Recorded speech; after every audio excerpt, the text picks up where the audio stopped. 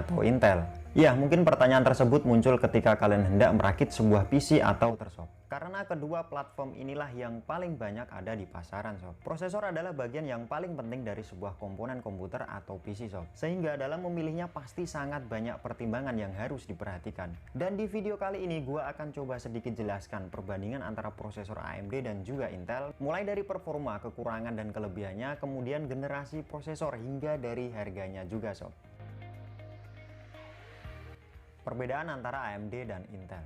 Perbedaan yang paling utama antara kedua prosesor ini adalah tipe soket yang digunakan. AMD pada kebanyakan prosesor generasi terbarunya menggunakan tipe soket PGA atau Pin Grid Array, yakni sebuah soket yang pin penghubung antara prosesor dengan motherboard terletak pada prosesornya itu sendiri sob. Berbeda dengan Intel yang pada kebanyakan prosesor generasi terbarunya menggunakan tipe soket LGA atau singkatan dari Land Grid Array, di mana pada soket ini pin penghubung antara prosesor dengan motherboard berada pada motherboardnya sob. Nah, kesimpulannya yang paling mendasar adalah bentuk fisik prosesor dan juga soket dari motherboardnya itu sendiri sob.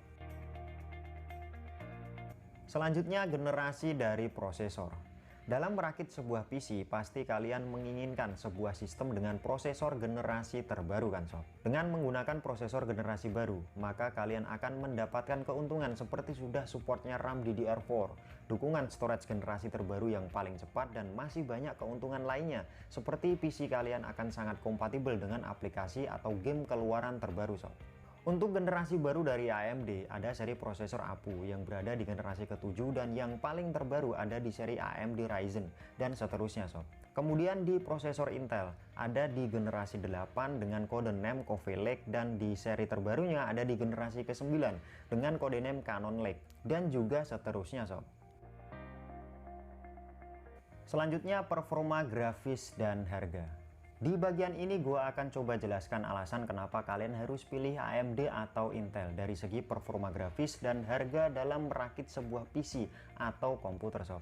Intel dan AMD sama-sama memproduksi beberapa varian prosesor dengan VGA yang terintegrasi sob.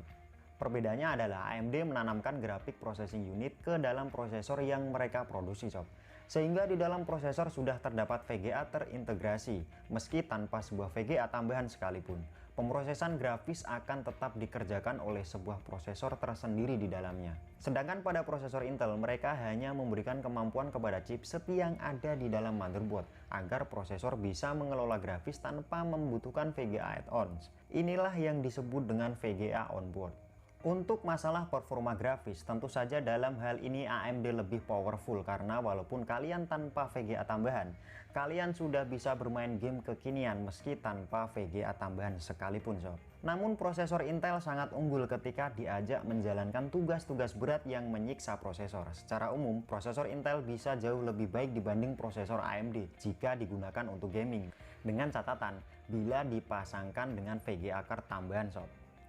Untuk urusan harga, AMD memang sudah sejak dulu sangat terkenal dengan prosesor untuk kalangan kere hure, kere aktif hingga kere permanen sob. Dan sampai saat ini pun predikat tersebut masih melekat pada AMD.